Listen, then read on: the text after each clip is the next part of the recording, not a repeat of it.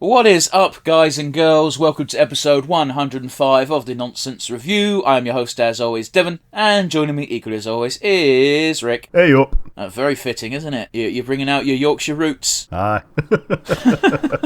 Yes, Rick and I have been tossing an idea around for a while now where, hey, we should do a month of watching British sitcoms because there's a shit zillion of them. So, fuck it. That month is March. Yeah. Today we're going to do Last of the Summer Wine. It's a sitcom near and dear to my heart. I think it is to Rick as well. It's near and dear to where I live.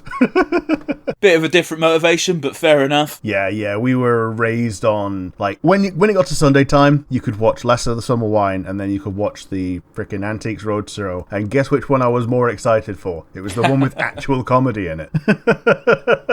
Now, I was a bit different. I didn't watch Last Summer Wine as a kid. I watched it more as a late teenager to adulthood because it's something where I'd come downstairs, I'd say hello to my dad. Last Summer Wine's on. Oh, I'll sit down and watch it with my dad, and then we'd talk mad shit about what's his name, that prick who's after Marina. What's his fucking name? Oh, I forget his name. I'm sure he'll show up in the episode. Yeah, they always do. It's always a subplot. I want to say Norman, but I'm pretty sure it's wrong. That sounds similar, yeah. It does. It sounds vaguely correct, but I am also something screaming in my brain that that's wrong. They don't tend to have the most outlandish names anyway, so... Marina's pretty out there. Yeah. That's what made her sound younger than your Peggies and your Nora Batties and all that. And that's fair. Mind you, what's our main trio for... I mean, cat's out of the bag a little bit. We're starting with the first episode where Foggy came into it, because between Rick and I, we both agreed Foggy is the best third member. Yeah, so this is the beginning of the Foggy, Clegg, Compo era. Yeah. And it was basically my formative years of watching the show. I don't remember the guy that came before, although Barraclough came after it, didn't he? What was his name? Mr. Truelove. Hey? Truly was the one that came after Foggy, wasn't he? Oh, okay. Mr. Barraclough is Foggy, that's why I got confused. Oh, yeah. My bad. But yeah, the only reason I know this first guy existed is because, God bless Dave, replaying those old fucking first two seasons of Last of Summer Wine that no one remembers. Yeah, it's a lot like season 1 of Blackadder. No one's seen it. There is one good episode of season 1 Blackadder, and that's when Blackadder becomes the Archbishop of Canterbury. That episode is legitimately funny. Everything else is a bit shit, but that one's great. Anyway, they were finding the feet a bit, but yeah. Yeah, we've waffled a little bit about the show. We will no doubt do it again just before we actually start, but those of you familiar with the show might remember that our usual format is we like to talk about our weeks and the goings-on in the wide universe. So to that end, Rick, how's your week been, buddy? I have been threatening to go see Puss in Boots for quite some time. Still haven't managed it. We had a funeral in the family, which obviously it's never a fun time, but on the plus side, we got to see some family members we've not seen in quite some time. Out in the wide world, however, 2 DLCs have been announced for games that we both are adjacent to. Elden Ring got bullied by Pokemon, it seems. Pokemon announced their DLC on Pokemon Day. Yeah, as they should. Including 2 brand new Pokemon that, data miners had accessed them in the past already, so we knew that they were coming. We didn't know they were coming so soon. They're available now. It's a Cyber Virizion and a Suicune Saurus, and they're both neat. I actually don't care much for either design. Not even the dinosaur. Aww. No, because because all I see is like, oh, they took Suicune and they fucking butchered it. Turned it into a Velociraptor, yeah. And the other DLCs are coming out like autumn and winter, so that's quite some time in the future. And then Elden Ring the next day just posted up, oh yeah, Shadow of the Erdtree is coming. It is in development, as if it hasn't been in development since the moment they released the game. Yeah, I don't care about Elden Ring. But yeah, I don't know if I can think of anything else in the wide world. Apart from that, a little bit behind the curtain, we are recording on International Women's Day. Black History Month is now done, so you got to have a day for women. I only found out that it was today because Google sent me a push notification of, hey, do you want to go buy a book? Well, it's International Women's Day, so buy a book from a women author. Is that their angle? Yeah, and all the ones that they're promoting are discounted, including like the top one of the list was the one by Michelle Obama. See, here's the thing, right? I'm going to assume Michelle Obama's book is either a biography or some bullshit about politics, which, wrong target audience for me. Yep. I get it. They're like, oh, it's International Women's Day. Look at these great women's author. But why would they not at least... Like, they have your data. They know what you like. So why the fuck would they not at least attempt to tailor it towards you? They tailored the other half of the page towards me. They Oh, well, that's nice of them. Yeah, they showed some games, like indie games made by women or predominantly female teams. I don't remember any of them because I just looked at it and I went, "Oh, Michelle Obama, I know that person. I know who that person is." But yeah, I think that's about enough from me. How have you been, and what have you seen out in the wide world? Yeah, my week's been boring. I haven't done anything new. I've banged away a little bit of Fire Emblem. I've continued to play Theatre Rhythm, and yeah, Mando season 3 is now out. I watched episode 1. I won't spoil anything because I know even you probably haven't watched it yet because of your situation. We did watch it last night. Ah, okay. So I'm still going to try and not spoil it for anyone because people may be listening and they may be interested because it's probably going to be 6 episodes again? Yeah, something like that. It's very much a setup of new season episode. It really is. The only thing I want to say is we are on the cusp, a 50-50 decision on whether they do something I love or something I hate, and it involves that character, and you probably know the one, Rick. Yeah. Because it will go one of two ways. The awful dark route of, oh, well, this character now no longer matters in the canon, or the awesome route of, I'm a tired old badass, which is my favourite trope ever. I'm hoping for the latter, but I won't be surprised if it's the prior, and that would suck. Also, there was the kind of semi-throwaway line of, oh yeah, Gina Carano became a proper Red Hat, so her character got shipped off to New Republic space. Bye. That's fine. I don't really care. A Cara Dune solo series would have been interesting, but the actress was clearly a problem. Yes. We've said it time and time again. I have no sympathy, because if you get told to stop doing a thing 700 times and then you keep doing the thing, you got yourself to blame. Yeah, she just personified the surprised Pikachu face at that point. How dare you fire? It's Disney. They're going to fire whoever the fuck they want. Like, yeah, they fire people who are doing good work. Yeah, like 2,000 animators for no fucking reason. Yeah, you think they're going to keep someone around who's being loudly problematic and bringing a load of negative attention to them? Nah. And the thing that still gets me is her co-star, the main character on the show, Pedro Pascal, is a big old champion of trans rights. Yeah, he tried to educate us so many times. And she was still being a dick. So, on the off chance that it came to, well, you got to get rid of me or him, who the fuck do you think they're getting rid of? Yeah. Anyway, out in the wide world, Stardew Valley celebrated its 7th year anniversary. Oh, man. That game's been out for a long time, and Concerned Ape, as I said, it was a one-man team, and that game's fun. He's announced that there is going to be one final patch for Stardew, but that final patch is going to be basically, hey, listen, I'm going to make this as easy as possible for people to continue modding this, so then when I fuck off, I don't have to worry. Nice. Any good old modding interface is just a great final gift to any game, a game's fan base. He also shared a concept sheet of assorted chocolates for his next game. I'm looking forward to Haunted Chocolatier. I have no idea what that game's actually going to entail, but if it's by Concerned Ape, I'm definitely going to give it a look and probably fling money at it, even if I don't care. Yeah. Here's the big story, Rick. The Olympics. Oh, I've not seen this. Please enlighten me. Hashtag Olympics esports, Rick. Oh, okay. Yeah, I did see this. Yeah, oh boy. Okay, so let me break it down for folks. I was incredibly excited when I saw this headline, because holy shit, it's about time. What the fuck is this? Yeah, Internet Chess is one of them, hosted by chess.com, as if that's any way different to actual chess.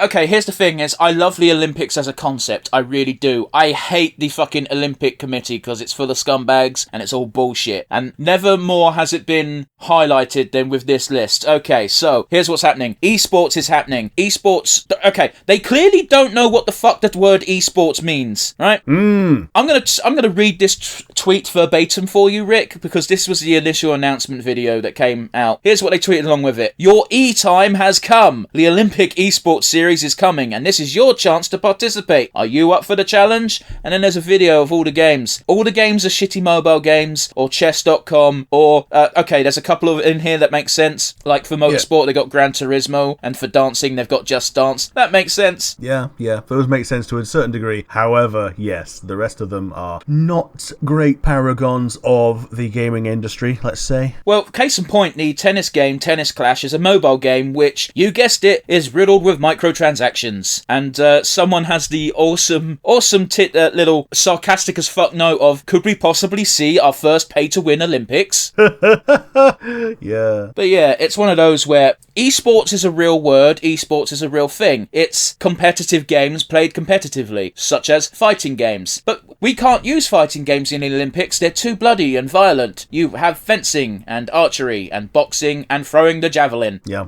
What the fuck is this hypocrisy? Just face palming right now. Yeah, it's a bit of a travesty. Like, I glossed over this, and yeah, I didn't even know the Olympics were coming again so soon. It's one of those weird ones, isn't it? Because the Japanese games got delayed by about fucking 2 years, wasn't it? Because of COVID. Yeah. Like, they even released the Mario and Sonic Olympic Games game to coincide with when it was meant to be, and by the time the actual Olympics came around, the game was like in bargain bin. Yeah, because it was like 2020, but the games didn't happen until 22, did they? Yeah, something like that, yeah. But yeah, what was I saying? Oh, yes. The reason why I say I like the Olympics as a concept, and I like I think esports should absolutely be a thing. Like, I still remember the pure joy Tony Hawk had when he finally managed to get skateboarding in. Yeah. It makes sense. Now, the Olympics only cares about making money nowadays. That's the truth of the matter. They're corrupt as fuck. I'm talking about specifically the International Olympics Committee, I think they're called. I forget. The IOC. Yeah, sounds about right. And the reason why I say I like it as a concept is if you look back in the history, there used to be categories for art, poetry, writing. Now, I think that's cool because, hey, the Olympics was always sort of had this not mystique, but goal around it to, this is the pinnacle of human achievement. And that's not always sporting feats. Yeah, this is your chance to prove that you are the best in the world. Yeah, pretty much, man. Like, going back to, like, actual competitions in, like, ancient times. And yeah, just boiling it down to sports only because... that's what makes fucking money! Yeah, people don't tune in unless there's a very obvious to see winner or loser. And that's another thing as well, is I do understand the caveat of the big problem with having more artistic competitions is it's always going to be subjective, but isn't that part of the beauty of it? Yeah. I mean, the idea is if you've got an actual panel of actual judges who are, like, all masters of the same field, like, it feels like the only reason that they're not participating is because they've decided that it's time for the next generation of greats. I don't think anyone in an artistic field is ever going to be willing to put down the pen, if that makes sense. Yeah. I suppose. There used to be a comedy bit of, I think it should legitimately be a real thing because it's absolutely right. If you have all these superhumans running these sports, you should absolutely have Joe Bloggs from down the street just in each event. just to remind you how impressive this shit is. Because if everyone's running a fucking 100 meters in 9 seconds, you're like, oh yeah, that's probably pretty good. I don't fucking know. But they're doing it in 9 seconds and you got Joe Blow out of breath and doing it in twice the time. You're like, oh shit, yeah, that's actually impressive. Yeah. Do that as well with the artistic competitions. You got something that is the equivalent of the Mona Lisa and some bloke drew a stick figure. Or just like poetry competition, you have a great sonnet by William Shakespeare compared to roses are red, violets are blue, I have a knob, I want to fuck you. Yeah, limericks by Jeff. That's absolutely, yeah. The great sonnet versus this limerick from Jeff. Oh, there once was a man from Nantucket. I'm just saying, I think the Olympics would be awesome if they included, first of all, esports, because esports is bigger than it's ever been, and all they got to do is include things that are already esports instead of things that are clearly garnered to make them more money. Yeah, the things that are already esports are already monetized as esports, like most fighting games. MOBAs in particular are very lucrative as esports. Hell, even Fortnite, as much as we rag on it for being, more of a mishmash of things that are thrown into the battle royale genre. I will never ever not laugh at Naruto learnt a new ninjutsu, Kappa bitch no jutsu. But yeah. Just to go back to more the artistic thing as well, is I was fuming when chess got included, because it's like, chess could be an Olympic event itself. Why do they need to make it electronic? Totally.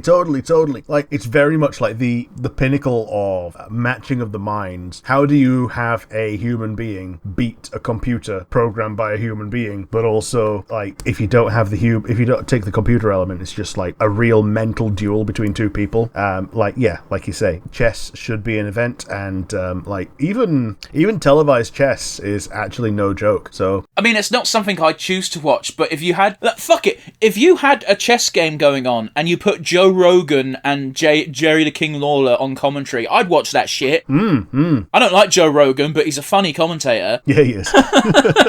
But anyway, yeah, that was the big story I wanted to talk about. There isn't really much else, mostly because it just hasn't come up on my radar. I'm sure I'm probably missing very obvious stories, but hey ho diddly do, fuck that, we're doing Last of Summer Wine today. Yeah, we are. Most of my past experiences in the 90s and noughties, just having Sundays, and like you said, you'd see it on TV with your dad. So yeah, I think that's pretty much as good of a preface as we're going to get. Well, I do want to say one thing actually, because I do remember when I came to visit you that one time, and it didn't mean anything to the two guys I was with, but there was a certain barrier threshold which you crossed over road-wise, and I just went, oh fuck, we're literally just in Last Summer Wine. It really looks like this in Yorkshire. Yeah, everyone actually does talk like this.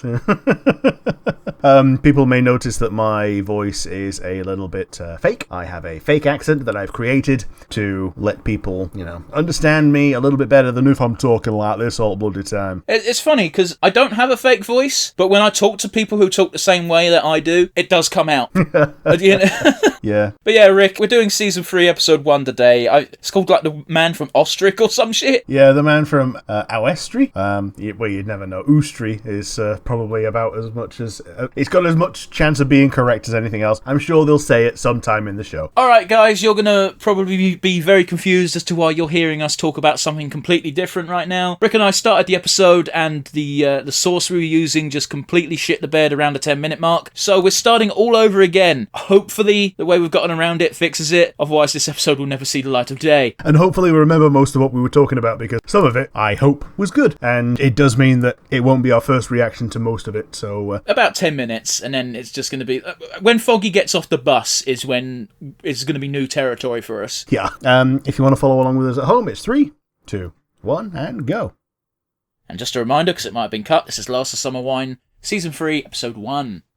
Yeah. The beginning of the good era. Which is a pretty fucking long era, because Foggy is the longest-serving third member of the trio. I did a little bit of a Ricky dive in that he had his initial stint between 87 and 95, had a break for 5 years, and then came back. So, yes. Yeah, that sounds about right. Yeah, 95 was very much when I was conscious. You know what I mean, though? Like, when you're 6, you kind of just like have things wash over you. But when you're like 8, 9, 10, like you actually pay attention to media that you watch. Yeah, because you're a human now. Yeah. But yeah, last time we were talking about this, we were saying that yes, this is home Firth that it's filmed in. The village looks mostly like this, except, a little bit more commercial these days, because, it's like 50 years later. Mm-hmm.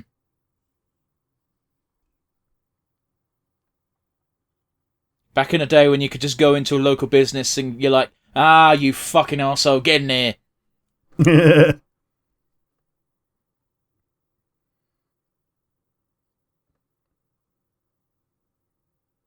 So, I think one of the things that gets lost on a lot of people, because, I'm young, I'm still young, I'm 30, fuck everyone who says I'm old. The basic premise of this show is literally, hey, let's take some old men and make them forget that they're old men. Yeah, and, have them do old man stuff as if they were young men being friends, and yet also inject it with Yorkshire humour. Well, like 9/10 of episodes just has them being hooligans. Yeah. I can't remember what episode it was, but there's that one time where they just find a bath and they go, what fucking bullshit can we do with a bath? And Foggy ends up in the Wither. Yeah. Don't they go down a hill in the bath as well? Something like that, yeah. Which could not possibly have been Clive Owen, Peter Sallis, and Barraclough. Still haven't learned his actual human name. Yeah, it's just Barraclough to me.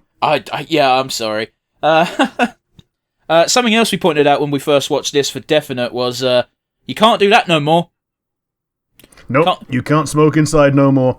And yeah, it was something that I think the actor that plays Nora Batty's husband passed away rather early, and that's why Compo kept trying to take a crack at Nora Batty afterwards. I mean, he kept trying to take a crack at her even when he was around.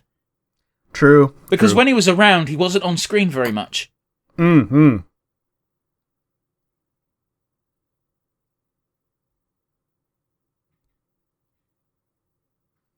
Oh, he managed to get hot cocoa instead of coffee or tea. Yeah, that's the general premise of the first part.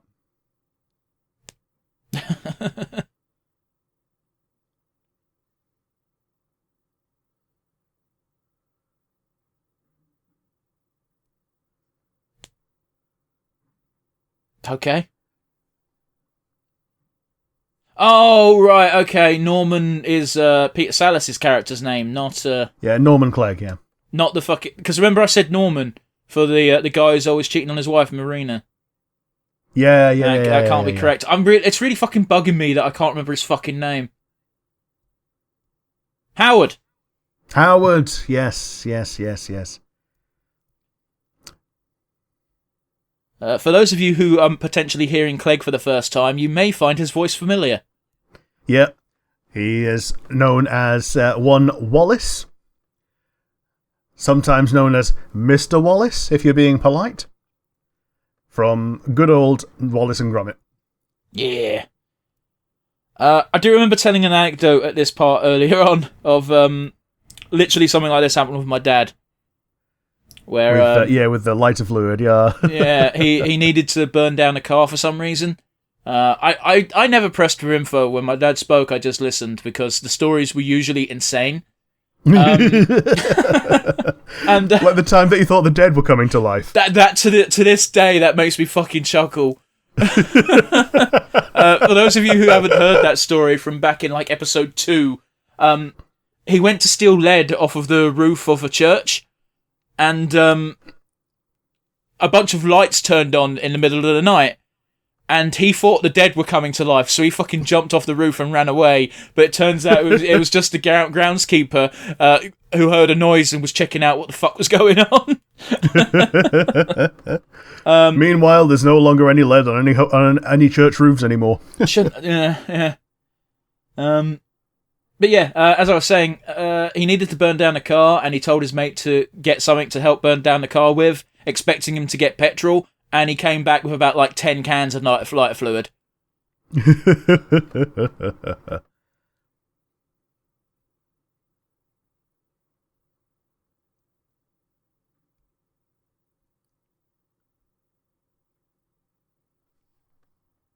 Hang on. Did Compo just fucking give him the 2 fingers? I think so. Yeah. There's nothing technically wrong with that, but at the same time, if you do that in school, you're getting a bollocking. Yep. Apparently you get less of a bollocking for 2 fingers than you do for a single finger. Oh, because at least for 2 fingers, it's the British version. It's weird because, I don't know about you, Rick, but when I was younger, I used to do the 2 fingers. And as I got older, I do the 1 finger, but on both hands. Yeah, double bird. But I know why I transitioned. I transitioned because of Stone Cold Steve Austin. Yeah. I don't know why other people switched over. Because it was ruder. Because it's American and they're uncouth. Yeah, it's the same reason people switch from saying, oh, bugger, to, oh, fuck. There's nothing better than going, bollocks. Well, being creative, like, dick and chips. Oh, very creative. Yeah. Man, you saying that, did you ever get, as a kid, you'd ask your mum or your dad when you're on the way home from school, hey, what's for dinner? And you just get shit and chips. No, I'd never get that, but yeah. Apparently it wasn't just me, because there was a whole Reddit on Casual UK about it, and it's like, yeah, that was weird, wasn't it? Yeah, it's because parents hadn't actually considered it, because day had gone and come and, rolled around quicker than they could keep up with. You know what? Thinking about fucking childhood dinners, I don't know if they still do them. I've never really looked for them, but I do remember I used to like chicken O's. Chicken O's? It was literally just breaded chicken, but in the shape of O's. Alright. Okay. So, like, onion ring-shaped turkey dinosaurs. Yeah, except chicken. Yeah, chicken. I used to like turkey drummers as well, actually, come to think of it. Which was which is just fucking the most processed turkey possible. Yeah. Mushed into a shape. You got a choice. You could have it pink or grey. If it was pink, it was undercooked. If it was grey, it was overcooked. There was no correctly cooked. Oh, the ones I used to manage, I think my mum used to cook them pretty well because they were brown. Oh, I meant it on the inside, but yeah. Oh, I never looked on the inside. I daren't. No, you shouldn't. No. Oh, God, no.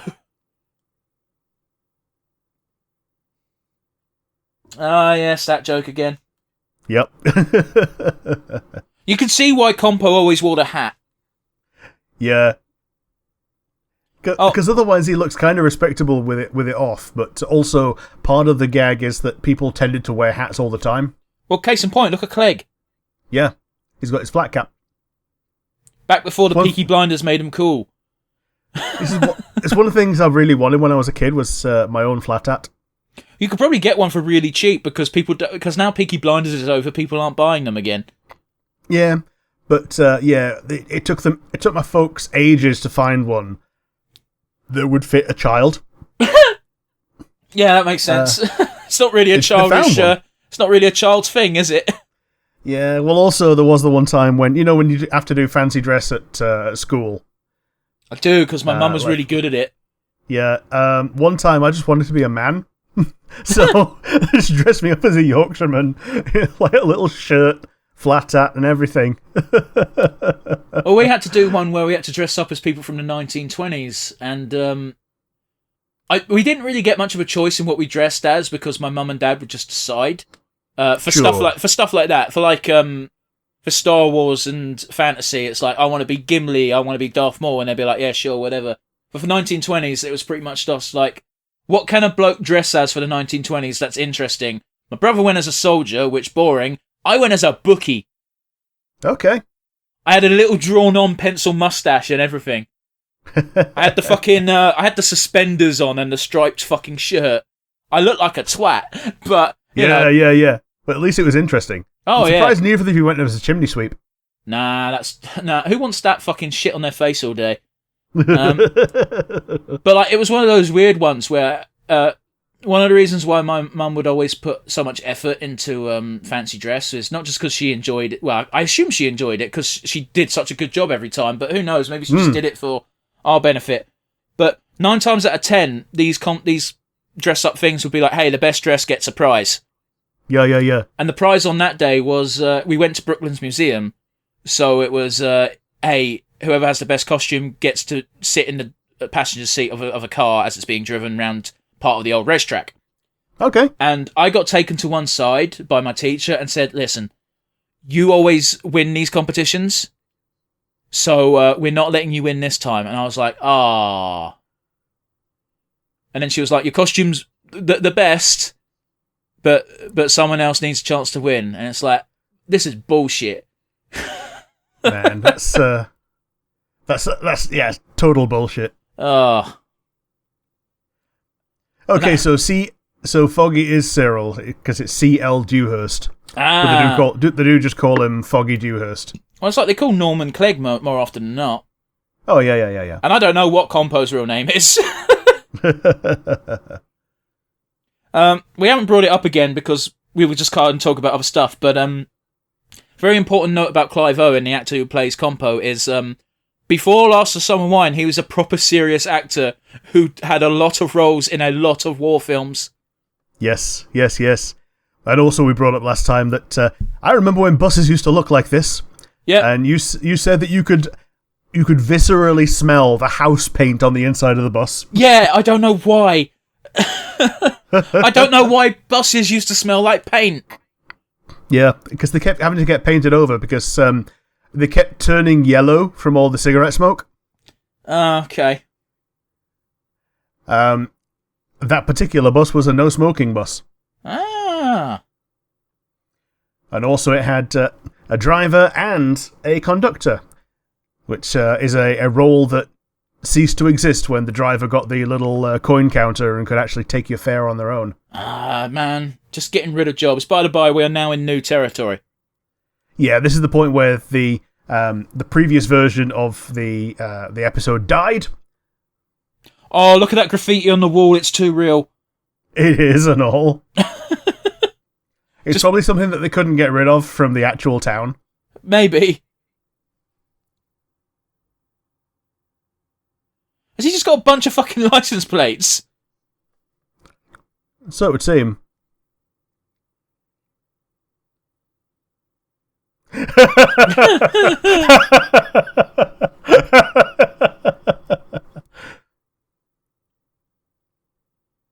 Oh, that fucking notebook of Foggy's sees far too much use in this. They are license plate. Why has he got license plates? I think they're from things that he drove while he was in the reserves.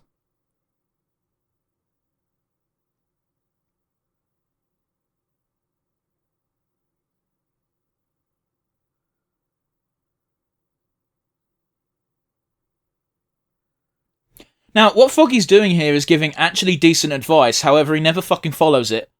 Oh, totally. Everything always goes in the shitty book. Just like, it's a really good idea to have a plan and push forward with it. You absolutely should. But if you, you know, you've also got to be flexible.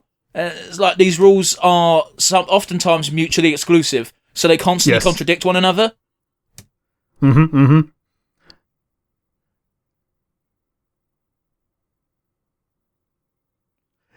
You can see the cog turning. It's frozen.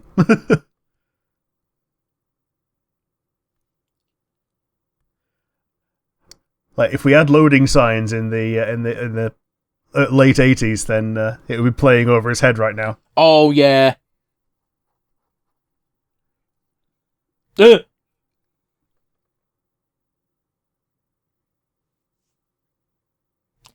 Man, the National Rail sign hasn't changed in fucking 30 years. No, it hasn't. I didn't know what it actually meant. Turns out it's just two lines, and there's an arrow going one way and an arrow going the other way. I thought it was meant to be like a lightning bolt for, it's electric trains now. But no, it's just arrows. I didn't even notice the arrows, to be honest. Man, they like it. I'm glad that they pepper this theme throughout the episode every so often. Yeah. And it always fits the nice sweeping shot of the village. Yeah, of old Yorkshire. Yeah. I've walked down that street, Rick. Have you? Well, not that specific street, but honestly, your neck of the woods is so far not that different from this. Oh, yeah, totally. Oh, yeah, did you come with us to the to Haworth, the really rustic village? I don't think I did. Okay, we might have to do it next time. I went to the place where the armory was, and we went to the place with that castle. Yeah, it is a bit like Skipton, actually, to a degree, yeah.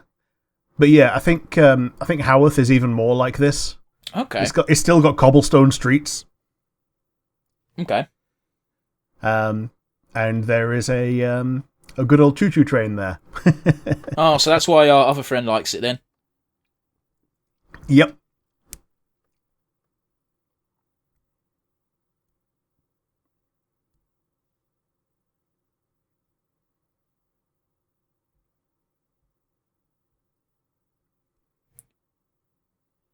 Oh yeah, we kind of glossed over it again because we mentioned it in the last part, which would have got cut because it's all fucked. Where Foggy was in the military, but he likes to pretend that he was more important than he was. He regularly acts as if he was part of the SAS when in reality he was part of the Home Guard. Yeah. And you get that all the time in real life. You get someone who's served in peacetime or in like Home Guard or something equivalent just to get their GI Bill and be able to, go to college for free. And then when they get called out on it by someone who actually served in wartime, like, in Afghanistan, then they go quiet for a bit. And to give credit, Foggy did serve during wartime. It was just, again, with the Home Guard. Yeah. But it's one of those where I think a lot of these people who wanted to serve on front lines and be heroes and didn't get the opportunity, which, is I'll say right now is a fucked up way of looking at things, because I'd be like, oh, thank fuck I didn't have to go on the front line.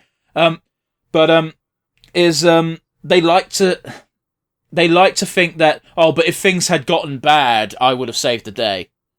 Yeah. Romanticizing war is a real thing. Yeah. I remember having a conversation with a mutual friend of ours when I first introduced them to Sabaton. And it was like, it's so cool music, it's awesome, it's really cool. And he went, yeah, war is kick-ass. And I went, that's not the point. No, that's not the point at all. It's heroism of individuals is to be celebrated, but you've also got to bear in mind that the background is this horrible war where thousands, if not millions, were killed. Yes. It's one of those weird scenarios where heroic stories often do take place in wartime, and these stories should be remembered. But you got to be very careful not to step over that line into glorifying warfare. Yeah. You don't want to glorify the reason for the war. You don't want to glorify that there was a war. You just want to remember the heroism correctly, with the right amount of reverence, I remember there was a joke in Only Fools and Horses, or I don't even know if it was a joke, to be honest. It was just sort of a moment that always sticks out with me, where Del Boy is criticising Rodney, and he says, you know what your generation is missing is, like, you guys haven't had a war, so you're all soft.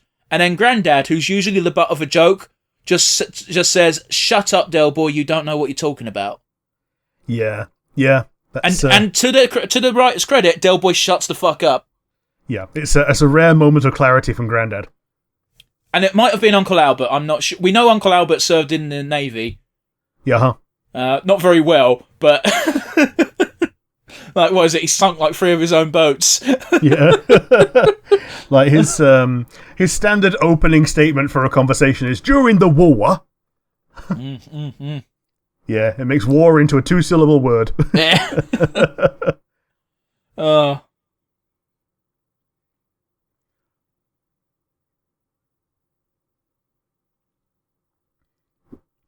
And yeah, you mentioned First of the Summer Wine. I think there's a reason why it was these three in First of the Summer Wine as well, wasn't it? Because it is the most iconic trio. It really is. You had Clegg and Compo being little shits, and you'd always have Foggy in his uniform, holding his rifle, guarding some pointless spot. But because Foggy thinks he's important, he treats it as importantly as if it was some sort of wartime post in the thick of Normandy. For context, First of the Summer Wine was set in literally 1939. I believe the first episode has Peter Sellers playing Foggy's dad, listening to the radio all stern, where it's like, yep, Great Britain has now declared war on Germany, is one of the opening lines. Yeah. To be honest with you, the First Summer Wine had no right being as good as it was. Yeah, it didn't get as much love, but you're never going to get as much love as Last of the Summer Wine. No, of course not. By the by, the person who they got to play the young versions of all three of these characters fucking nailed it. It felt like they were just them, but 50 years earlier. I do like the detail that they've all got a swift half. Is that the old Yorkshire drink then, is it?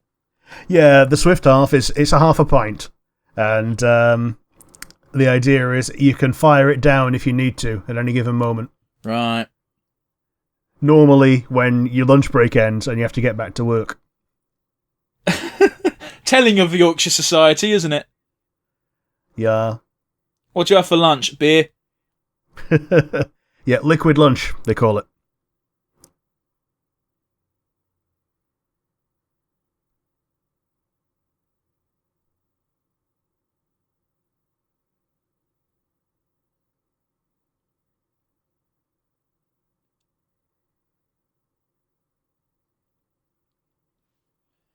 You know what? It is actually kind of a time capsule, this show, because this is what people would do before the internet. Yeah, just sit around banting. Yeah. Or bantering. Yeah, and usually about bollocks. Mm-hmm.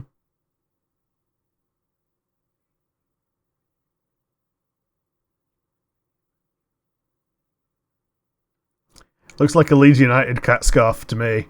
It does look like just a fucking football scarf. Yeah, it looks a bit too clean, don't it?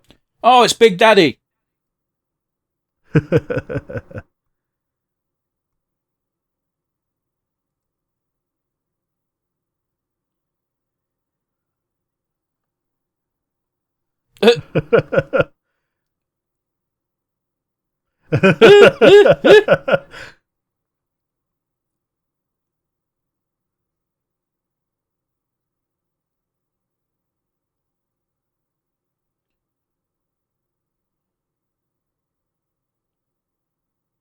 I could generally see Wallace having have a conversation like this. Yeah.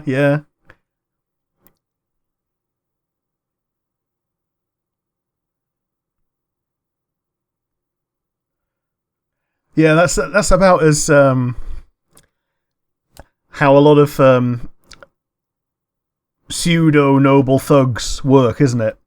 We could have resolved this peacefully, but everyone's now seen the beginning of this, so it has to go to its end. Great.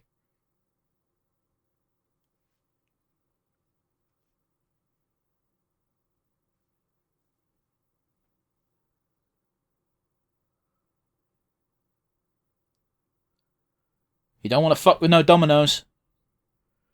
No. Domino players are a different breed.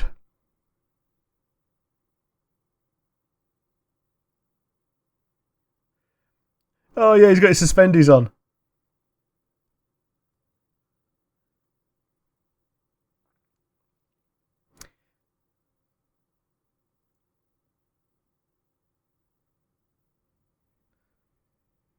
There's some calculations you have to do in your head here.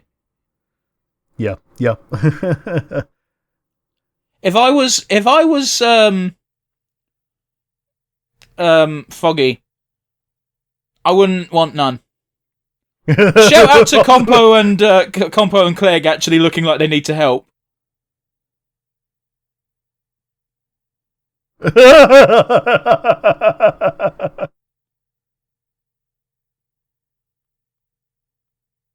Oh, we better make... Hey, kudos to him taking a fucking thump for no reason. Yeah. He took a slap. They had the hanky ready.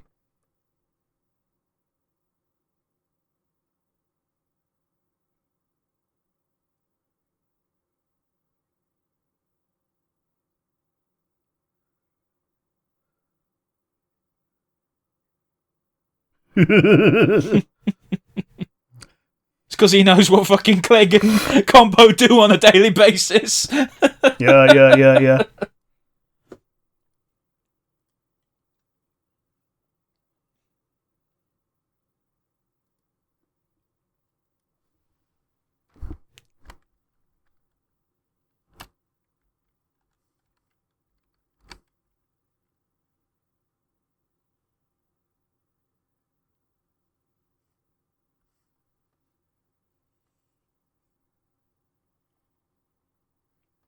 How would you insult the arse of the person who's helping you out?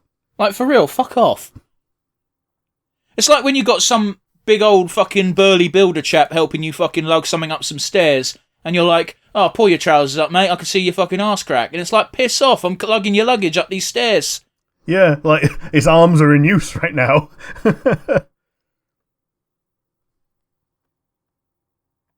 Oh, hello. Yep, too real.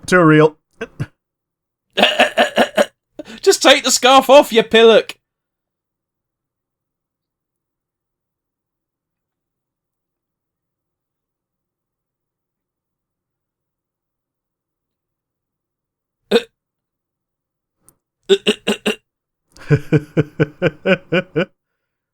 Oh, there he goes. Oh no! Be my guest. Yeah, definitely not fucking Barraclough doing that stunt.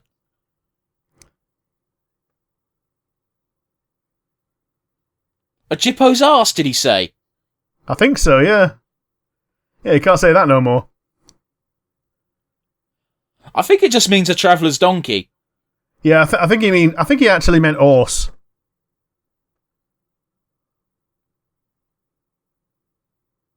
Oh, fucking hell.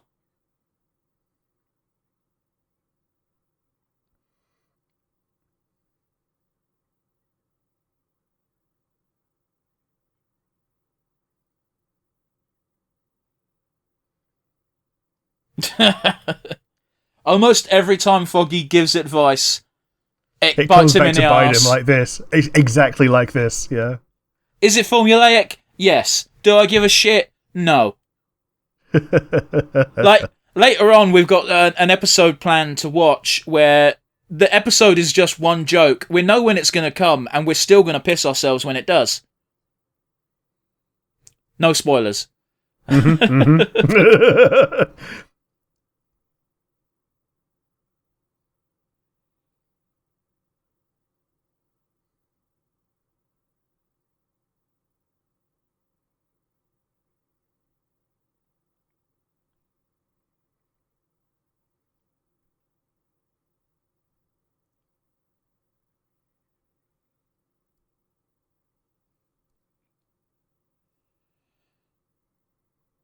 Literally just fucking kids, man.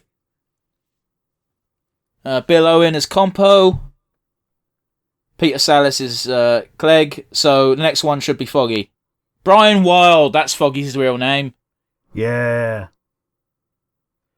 I think that's the cafe owner. It was actually a very interesting episode because we didn't actually see that many characters. No. No, here's the thing. I think that's what they kind of thrived upon that, being able to get a lot of comedy out of not a lot of actors. Like, they didn't have to rely on extras and side stories as much in the early days because he could just stretch out like a couple of sketches to their logical conclusion from the main trio. Absolutely, but it feels like towards the end specifically when they had to, like, I know during not too long before Peter Sallis's passing, he would appear in episodes where they just show him in his house for like 2 minutes. Yes. And there's that winding down period when they were like passing the torch to new actors where it was just focused on all the side characters because that's all they could do. And me and my dad both had a strong burning passion of hatred for Howard and Melina every time they... Not Melina, fuck. Marina. Where the fuck's Melina? That's from Mortal Kombat. Oh, could you imagine that? Fucking Howard courting Melina from Mortal Kombat. Yeah. Is she the one with the massive teeth as well? She's, to quote Johnny Cage, Butterface. Because it was just so not relatable. Because it's like, fucking leave your wife and hook up with her if you want her. No one's happy here. No one. Yeah. We also both hated the fucking shopkeeper. Oh, yeah. Like, she was funny, at least. Like, she was funny, but it was always really annoying that, what, you can't outsmart this bitch? Just fucking walk away. Like, that's all you got to do. You will always walk away having bought something and then Smiler is the butt of all her jokes, mostly. I fucking loved Smiler. Smiler's fantastic. For those of you who are not aware of Smiler, the big joke is, no matter how happy Smiler was, he looked like the most miserable fuck in the world. Yeah. Resting miserable face, yeah. He really did. But I also remember the actor being one of the big actors from On the Buses. So I remember him absolutely shitting himself when there was a lion on the bus. As you should, if you find a lion on your bus. But yeah, what did you think of the first episode with Foggy, Rick? I think I might have seen it once before, but I don't remember much of it anyway. Yeah, it was a good one. It's a very good way to establish what the trio's dynamic is going to be going forward. But yeah, how about you? What do you think? It was an okay episode. I think it's a weak episode of Last Summer Wine overall, but this is the first episode of season 3. It's still very much finding its feet. Just for some context, guys, until recently, Last Summer Wine was the longest running sitcom. Yeah, I don't even know what overtook it. It was something like 30 odd seasons. It had 32 seasons, I believe, and based on a technicality, because I don't count it because it's a cartoon, Simpsons technically now owns the spot. Ooh, yeah. Yeah, I don't count The Simpsons Simpsons as a sitcom, but apparently the records do, so fuck everything. So The Simpsons already has the title of longest running animation. Okay. Without breaks, because obviously Scooby-Doo's been running since before, but they break every time a series ends and they start a different one. Well, yeah, but that's the thing, isn't it? Because Scooby-Doo's constantly getting rebooted, whereas Simpsons has just been continuous. I think that's where the distinction lies. Yeah, like, I remember when I was first reading Simpsons comics, they the first interview they did was like, oh yeah, we just recently overtook the Flintstones. Damn. Yeah, they've got at least like 4 times as many episodes now. Yeah, they do. Oh. But yeah, Simpsons can fuck off. It's not the longest running sitcom. Sweet Last Summer Wine is. But yeah, it was good. It was fine. I'll get to why I didn't like it when we get to Weakest Link. And I didn't even dislike it. It just, I know there's episodes later on that are much better. Yes. So, Rick, usual wind down. You know how it goes. Favourite moment? I think the favourite moment was when they were reading the letter and we were trying to get the anticipation of this character to come. I think that was a great bit of suspense, but was also lampshaded quite well by everybody present, whether it being Compo, Clegg, and the cafe owner whose name escapes me. Oh, I don't know his fucking name. Mostly because he died really early on and he got replaced by his wife, in-universe wife. Yeah, like Billy Batty or whatever his name would be. But yeah, I think that's actually my favourite moment. But what about you? What was your favourite moment? Batty wasn't related to Nora at all. Was he not related at all? Okay. No. Favourite moment? It was about halfway through when they played the theme tune again. Because I don't know if you noticed or not, Rick, but there wasn't actually music in this episode apart from the intro theme. Yeah. I think this was from the days when you basically didn't play music in your sitcom, so you could use it as a scene transition. I guess so. Yeah, I don't know, man. It's just this theme tune. You hear it and you just smile because you think of the simpler times. We can't only talk about the good, we've got to talk about the bad. So, yes, do you have a weakest link for me? I think the weakest link by today's standards is some of the more problematic language. Such as? Jippo, for instance. I get you. But then, even then, like, it might have been the first react when I pulled up, oh, you can't say pillock no more in polite conversation. But yeah, like, it served the story. It served the story. It is a product of its time, and if you can't respect that, then maybe don't watch it. But yeah, how about you? What was your weakest link? The episode was to introduce Foggy, and it achieved that. But it means, like, as fond as a lot of our talk was, I didn't really laugh much during the episode.